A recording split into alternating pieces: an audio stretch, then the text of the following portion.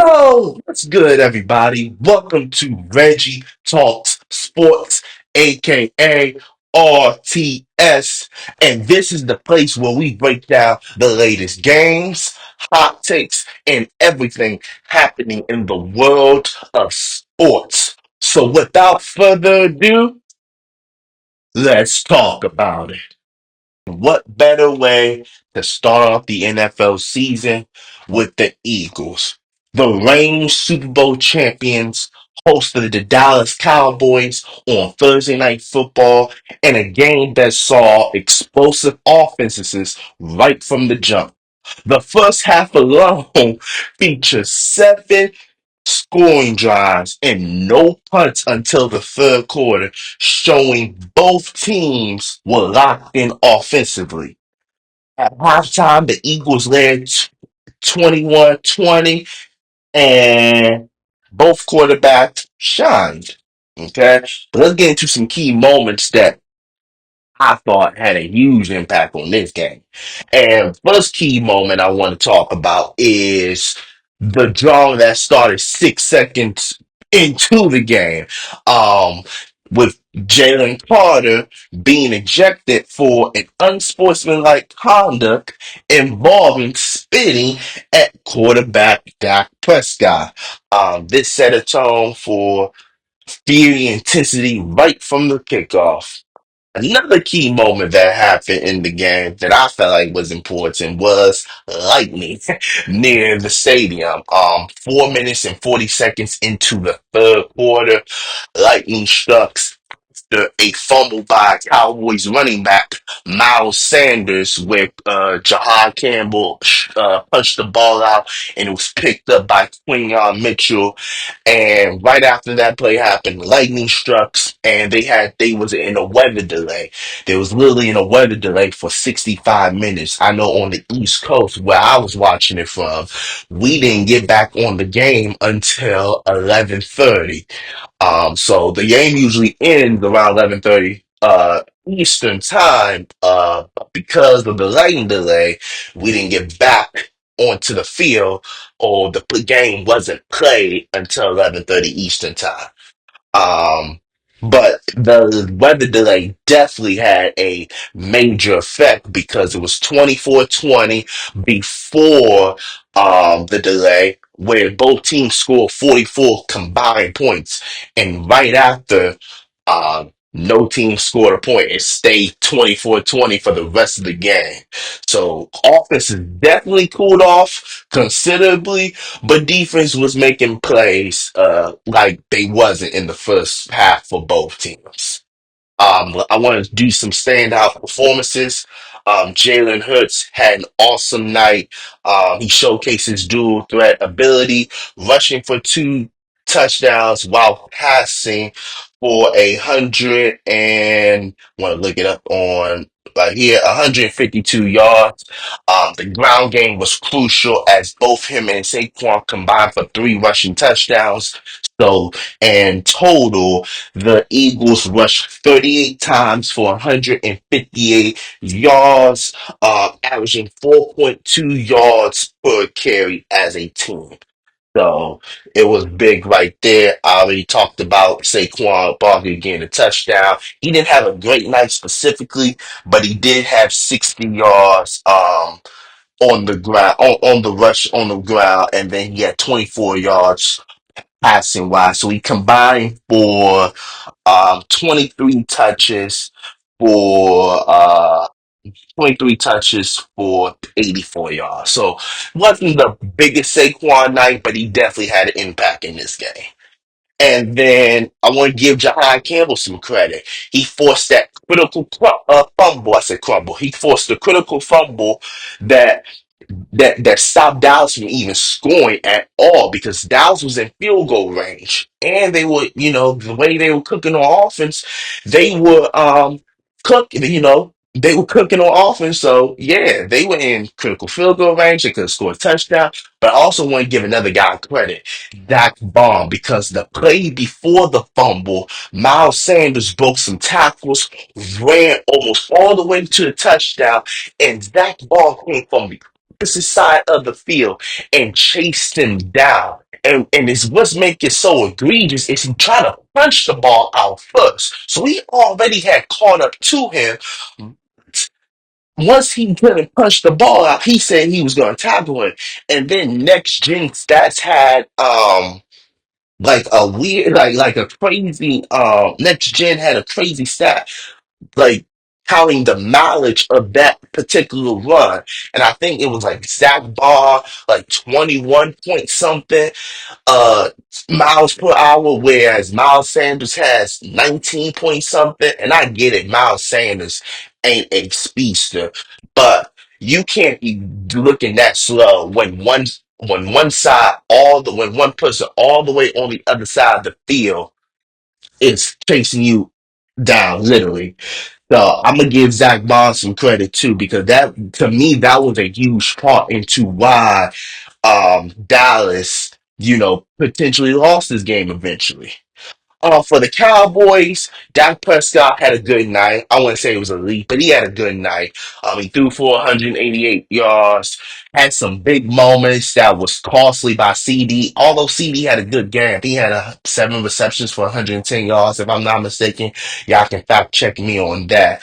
But CD had a rough second half, had 3 drop passes, and one of them was just egregious. They was playing quarters coverage. The safety was trying to run his route to let see. I'm not good with coverages, so they were quarter coverage. Safety was being brought down by the other receiver, and Dak Prescott literally threw a layup right in CD's hands. I said land, CD's hands, and he just couldn't catch it. And then the 4th down and 3 that keeps the game going potentially.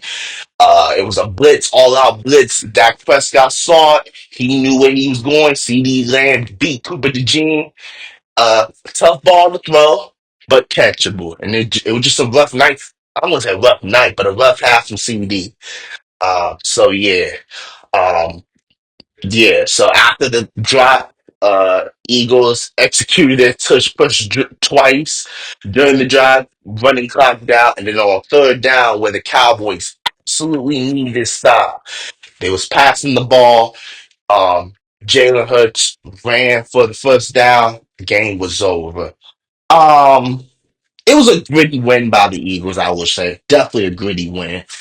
I think the Eagles have a lot to be concerned with in terms of their defense, but it goes back to the Jalen Carter situation. Like, we knew Jalen Carter getting ejected was bad for the Eagles. We knew that, which is why what he did was stupid. And even Philadelphia fans would say that. Like, that was just pure stupid. Like, that was just dumbass at its finest, literally. You can't be spitting on another player and thinking that's okay. And yeah, he talked about, yeah, I have no excuse and all that stuff. You shouldn't have put yourself in that position. You knew that Prescott baited you by spitting on the ground. You got pissed off that he spit in your area. And I get it. That does get some of the blame in this too, because, you could just spit on your ground and all that stuff. You didn't have to go over and spit on the Eagles. You didn't have to. But Dak knows how to get under your skin. He just does. But Jalen Carter, you're smarter than that. You're too talented for that. There was a reason why you dropped in the draft. Because if you really think about it, Jalen Carter, will be a top 3 pick, or at least a top 5 pick. But he dropped in the draft, not all the way, but he dropped considerably because of his behavior and his attitude, somewhat. So that's not a good look on Jalen Carter, and I won't be. And the NFL has already put out that they're going to look more into this situation.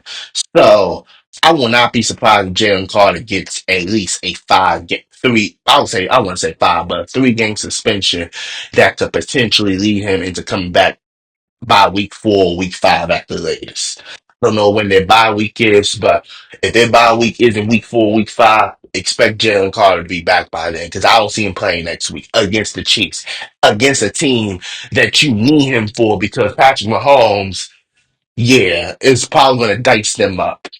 Um, But yeah, it was a good game. The weather delay definitely had an effect on the outcome of the game because I thought this was going to be a high scoring game.